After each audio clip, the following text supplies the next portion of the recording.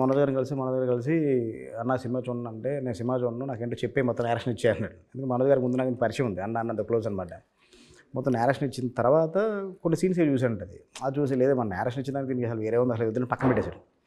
Second time మళ్ళీ ఆ narration ఇచ్చిన తర్వాత దాన్ని తీసి పక్కన పెట్టేశాడు. సెకండ్ టైం మళ్ళీ కూర్చొని ఓకే డైరెక్ట్గా మీరు చెప్పింది బాగుంది, ఇందులో ఇది బాగుంది, ఇది బాగుంది, ఇది బాగుంది, ఓకే వెళ్దాం అని తను ఓకే చేసింది. ఆ టైంలో ఏంటంటే తను ఆన్బోర్డ్ అవుతారు లేదని మాకు చిన్న టెన్షన్.